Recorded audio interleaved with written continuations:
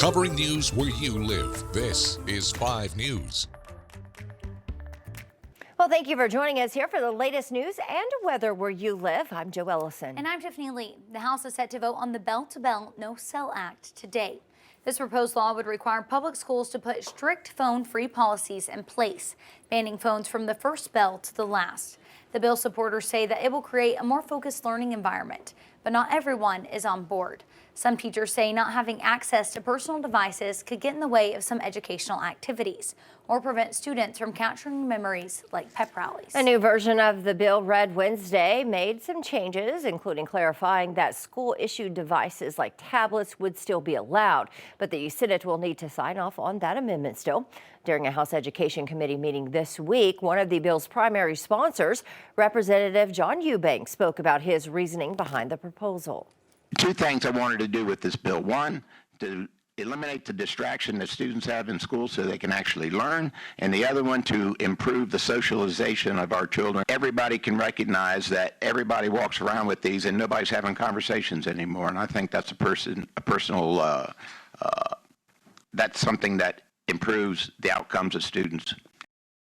Well, if the House approves the bill today, it will head back to the Senate for the final sign-off on those amendments. After that, it'll be up to the governor to decide whether it will become law.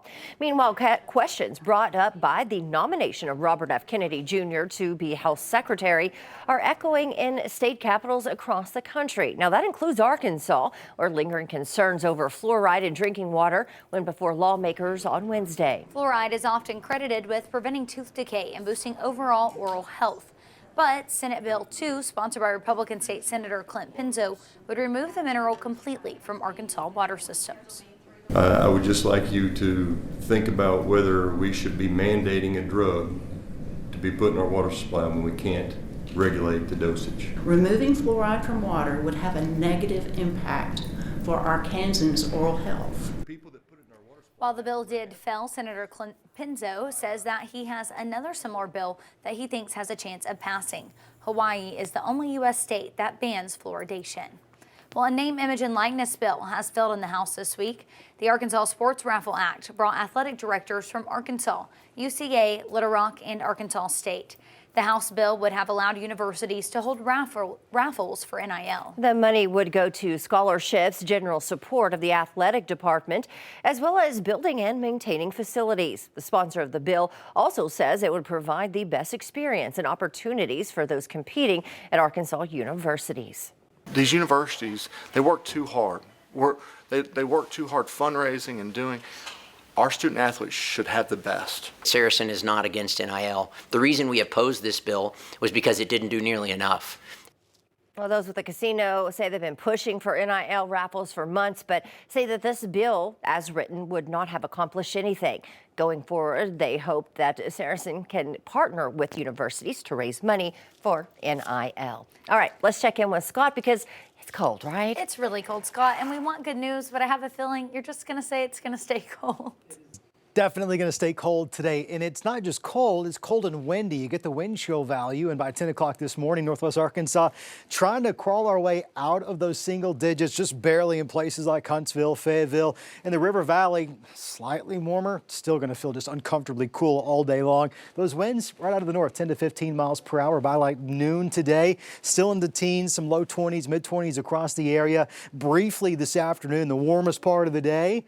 20s, got some 30s out there. Certainly going to be a chilly Thursday. Now, this cold snap doesn't last for too long. We've got a warm front that's going to be lifting through the area tomorrow. Winds back out of the south as a result, but that warm front brings a little bit more moisture, and we'll have a chance of some spotty showers as early as late Friday evening going into Saturday. Notice they're pretty scattered in nature, not necessarily widespread. Wouldn't even be surprised, especially mid-morning tomorrow, to hear a little bit of thunder out there. Not expecting severe weather here locally, but as that front continues to push towards the east, we'll notice more of these thunderstorms developing in central, southern, eastern Arkansas, and there is going to be a severe weather potential as this squall line really begins to take shape tomorrow afternoon. Now, while all that's happening, this area of low pressure that's responsible for this whole system is going to pull some of that moisture back on the backside of that front while that cold air is arriving at the same time. So you got moisture coming, you got cold coming. Where you meet up, very well could have another burst of some snow flurries out there late Saturday night into Sunday morning.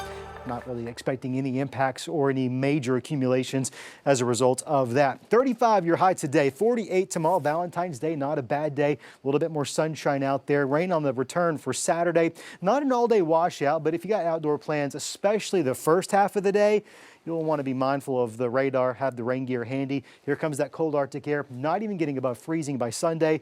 Next week gets interesting. Really active weather pattern shaping up. Temperatures start to drop. Meanwhile, we're looking at another system that could bring an additional chance of rain, maybe even a little bit of snow. Sometime Tuesday into Wednesday, really wanting to focus on that.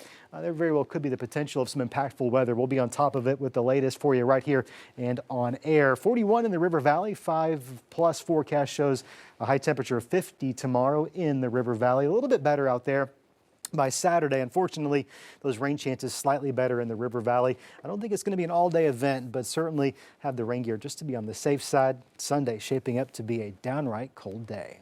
All right, thank you for that. Well, a third person has been arrested after the human trafficking raids at Rogers massage parlors. Rogers police say David Whitted is the latest arrest in relation to those raids. They were part of Attorney General Tim Griffin's Operation Obscured Vision. Those raids happened on January 23rd at the Ping Massage, Stream Massage, and Tulip Massage in Rogers. Whitted was arrested by the U.S. Marshal Service for trafficking and engaging in a continuing criminal gang, organization, or enterprise. Yuni Yang and Chunli Yang are also facing charges after those raids. And state police in Arkansas launching a one-day mission to fight human trafficking in Fort Smith. They called it Operation Voice. With help from local organizations, it gave victims a way out and a path forward. 5 News reporter Jose Carranza went to Fort Smith to learn how. Arkansas State Police say they identified a human trafficking suspect and more than 40 victims in Operation Voice. Beyond any criminal activity, they say this operation is about helping the victims. Arkansas State Police say Operation Voice in Fort Smith took place at a local hotel, looking for victims of human trafficking. We spent just a short window of a day of looking at escort sites, online advertisement, looking at their ads and identifying them through that and realizing that they are individuals from that community. Police won't disclose the hotel, but said they assisted as their team helped 12 adult victims and another 32 were identified. A team outside also caught a suspect as they were dropping a victim off. I'm still under investigation and working with the prosecuting attorney's office there. It's been known that human trafficking is on the rise. It's not new to our area, it's just newly talked about. Penny Burns is the CEO of the Crisis Intervention Center who helped provide resources to victims. This will lead to safer communities. If traffickers can't come in here and recruit people to be victims of trafficking, then those traffickers will leave this area. And the only way to get victims out of those situations is to provide them victim services. The main thing is yes or no, and it's simple. We're giving their voice back. For those looking to help, state police and the Crisis Intervention Center say to trust your gut and report any suspicions. Well, that was Jose Carranza reporting. Arkansas State Police has a map of resources for each county in the state. You can find that on their website. The Crisis Intervention Center says if you're worried about going somewhere local, they'll do everything they can to connect you with any outside resources. Well, thank you for joining us here for the latest news and weather. Catch up with us again tomorrow right here for more. Have a great day.